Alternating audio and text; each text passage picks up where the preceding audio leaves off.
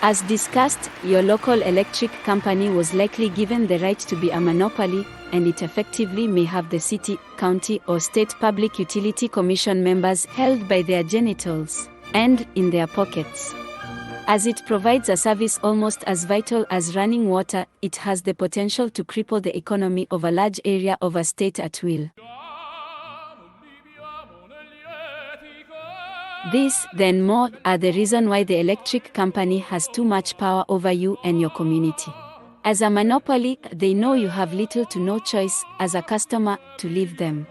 Some areas and states don't even legally allow you to disconnect from the electric company, as long as you live in your home.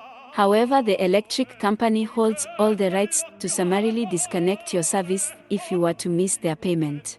And non-payment to the electric company may be followed by threatening notices from your landlord, city, county, or state, and may even lead to your eviction.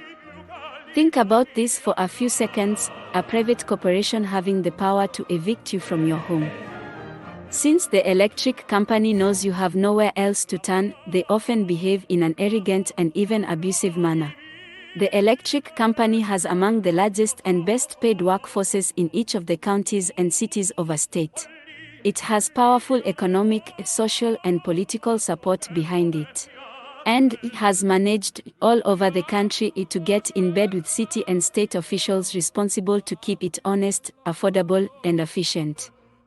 The electric companies have used their tremendous leverage on politicians and leaders, in part because these leaders need the electric company's support in just about every economic project that city or state may have in mind.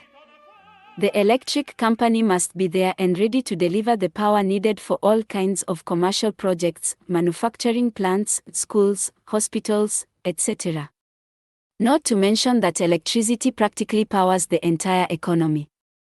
The power company is naturally going to want its agenda taken care of, and it clearly has done this over the last 128 years.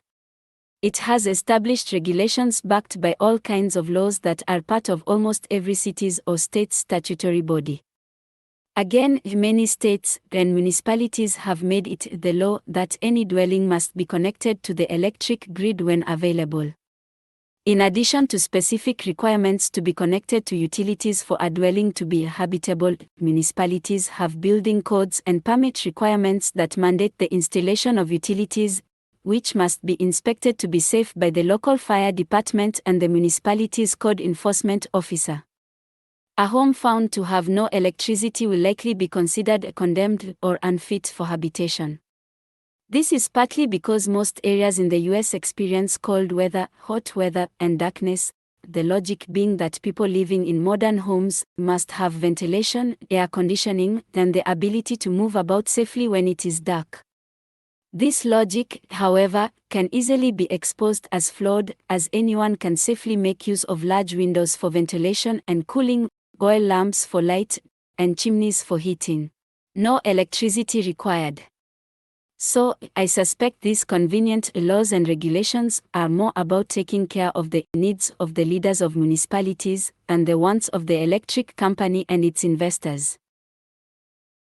In other words, these laws are more about them making money selling you services for a long time.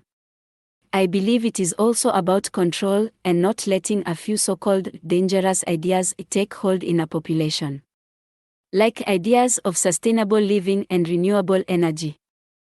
I believe the many states and municipalities that have not caught up in passing legislation that limit or prohibit disconnecting from the grid have not done so simply because their populations depend on the electric grid so much as for this not to be a concern yet. Or because their populations are well-tamed and anti-progress. The right to be disconnected from the electrical grid as a constitutional or civil right has not been tested in the high courts yet, to my knowledge. I'll welcome any corrections here. But it sure has been tested in many lower courts throughout the nation. For example, in Huntsville, Alabama, in 2016, it was ruled by a court that a man could not live off the grid on his own land. And in 2016, a Cape Coral, Florida woman was evicted from her home for insisting on living off the grid. When municipalities find it difficult to legally force a resident to remain connected, they may use citations based on a variety of other laws to discourage, limit, or block anyone from disconnecting from the electrical, water, and communications grid, such as child endangerment, unsafe property building and zoning violations, stealing electricity and other resources, unlawful disposal of hazardous materials, and even cruelty to animals. In summary, the abusive power of the electric company is evident and clear, especially for the millions that have lower income and have a harder time paying for its expensive services. If you are part of this majority group, you have no problems recalling an instance when you felt pushed around by your electric company. Additionally, this silent majority also feels the economic pressure put on them by the electric company. Unlike food, electricity is not a bill that those in need can easily get help paying for. So, when it comes to aid, electricity is considered a privilege that must be paid by you. But, when it comes to having a choice of source, company, or your ability to simply disconnect, all of the sudden electric service is a necessity.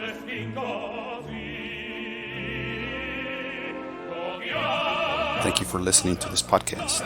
Please look for the next episode soon, and please ensure to share this with your friends and family. And please like this content and subscribe as a sign of support and for me to continue to provide this type of content to more people like you. Lastly, if you wish to support this content further, please visit the links provided in this application. Thank you.